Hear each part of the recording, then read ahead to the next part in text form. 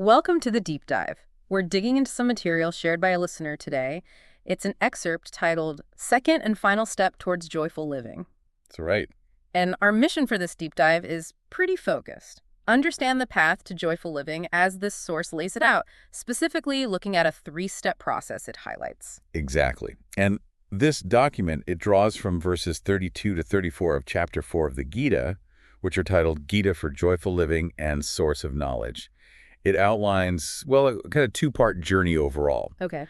But we're zoning in on that second part, which is about moving from, let's say, varied actions towards actually gaining knowledge. And the source suggests that once you're on the second part, the path becomes, well, pretty much the same for everyone. That's what it indicates, yes. Yeah. The steps from that point are described as identical, universal. Okay, interesting. So let's get into that second part. The first step it lays out is inquiry. Now, this isn't just, casual reading. The source is very specific.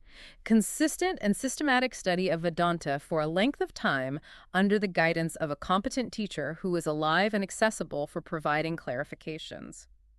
That sounds quite rigorous. It is. It really emphasizes a structured learning environment, that student-teacher relationship. And the goal of this inquiry, according to the text, it's to really understand the central message of the Vedas. The central message. Yes, which involves understanding the body-mind complex, understanding consciousness, and developing what it calls discrimination. Discrimination meaning distinguishing the real from the unreal. Precisely. The ability to see things clearly for what they are. The source uses a helpful analogy here, like telling real pearls from fake ones. You need complete knowledge of both, right? Exactly. You need to understand both the authentic and the imitation to be able to discern between them, which of course brings us to the teacher. Right. Finding a competent teacher seems critical. What does the source say makes a teacher competent? It outlines two key qualifications. The first one is that the teacher must have gained self-knowledge from his teacher. Ah, so it's about lineage, being part of a tradition. Yes, it stresses the importance of knowledge being transmitted through an established line of teachers. The text even mentions the idea of the first teacher being divine and significant figures carrying that lineage forward. Okay, so an unbroken chain of understanding. And the second qualification, this one really stood out to me. The second one is that the teacher must be living joyfully. Living joyfully, not just knowing the theory. Correct. The source explicitly points out that someone could know Vedanta inside out, theoretically, Yeah. but not have actually reached that state of joyful living themselves. And Conversely, someone might be naturally joyful, but lack the systematic understanding, the framework needed to actually guide a student effectively through the process. So you need both, the knowledge and the embodiment of the outcome. According to this source, yes. Neither one alone is sufficient to be a truly competent guide on this particular path. It's about learning from someone who demonstrates the result. That makes a lot of sense, really. Knowing isn't the same as living it, and living it doesn't automatically mean you can teach it systematically. Now, what about the student? What qualities does the source say are needed for this inquiry step to work? It lists several important qualities, things like deep respect for the teacher, for one, Okay. and a willingness to, as it puts it, surrender their ego to the teacher's wisdom. Basically, being truly open to learning even perspectives that challenge your own. So humility and openness are key. What else? Faith is mentioned. Faith that the teacher can actually lead them to the goal. This seems particularly important in this initial stage. Right, establishing that trust. Yes. And the student's motivation matters too. They should be seeking ultimate knowledge, not just, say, material benefits or fixing immediate problems. Focus on the deeper goal. Exactly. And interestingly, the text suggests the student should question their own ability to understand, rather than questioning the teacher's knowledge itself. That's a fascinating point, turning the scrutiny inward, initially at least. Why? It seems to foster personal responsibility in the learning. You focus on your reception and understanding the teaching. The source also mentions sticking with one teacher at first. Why is that emphasized during inquiry? The advice is to stay with one teacher and learn systematically until you've grasped the central message, as that teacher presents it. Okay. The reason seems to be that the next step, introspection, is all about critically examining that message you've learned. You need a coherent foundation first before you can properly evaluate it.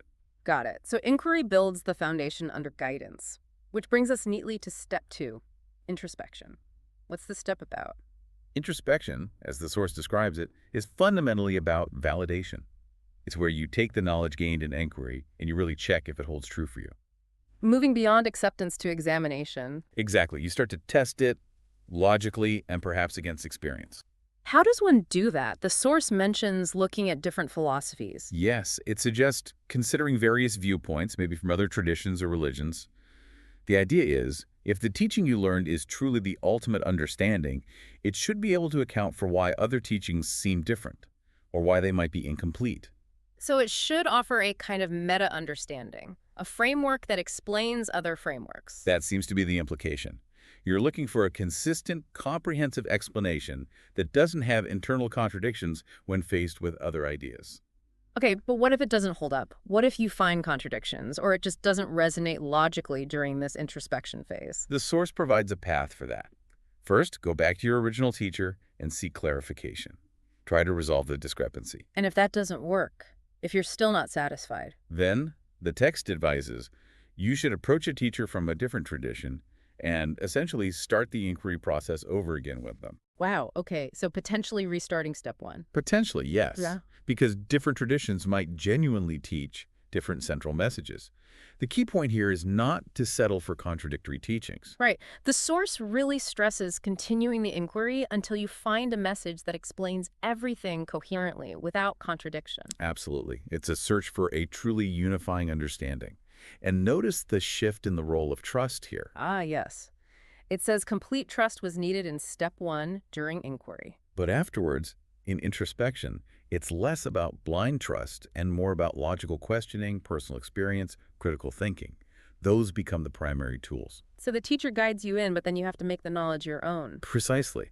The source says step 2 is complete when the knowledge is assimilated and becomes one's own knowledge.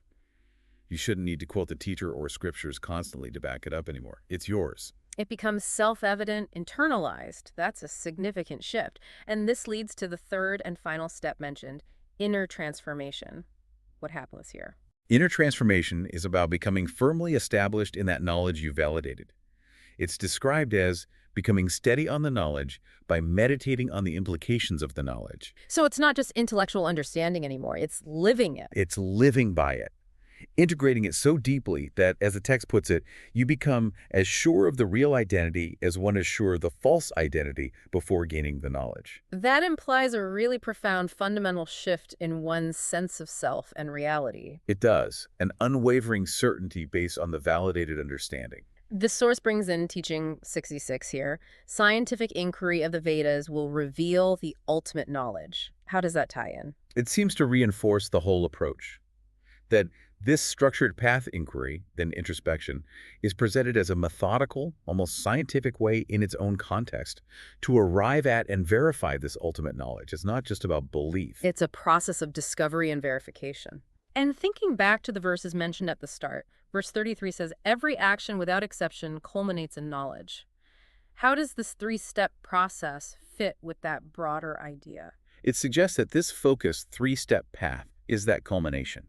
It's the intentional, direct pursuit of knowledge that all other actions, perhaps less consciously, were leading towards. This is the method for finally arriving at that knowledge. And verse 34, which mentions gaining knowledge by surrendering, by service, and by proper inquiry, and learning from the wise who've seen the truth, that seems to map directly onto this process too. It does, doesn't it? We've talked about the surrender and proper inquiry in step 1. Service is often implicit in that respectful student-teacher dynamic. And the emphasis is always on learning from those who have direct realization of the wise sages. So it all ties together. It seems designed to. Okay, so wrapping up this deep dive, the path to joyful living presented in this specific source unfolds in these three stages. First, inquiry, learning the core message systematically from a qualified living guide. Right. Building the foundation. Second, introspection, rigorously validating that knowledge through logic, comparison, making it your own. Testing and internalizing. And finally, inner transformation, living by that validated knowledge until it becomes your unwavering reality, leading to that state of joyful living. Exactly. From guided learning to personal conviction to lived reality, it's presented as a very deliberate progression. It's a really structured approach. This exploration has been very illuminating. Thank you. You're welcome. And it leaves us with a final thought for everyone listening. When you think about your own experiences, perhaps learning a complex skill or internalizing a deep philosophical idea, How does this structured approach, moving from initial instruction to personal testing and validation, and finally to deep integration, how does that resonate with your own journey of understanding? Definitely something worth reflecting on. Thanks for joining us for this deep dive.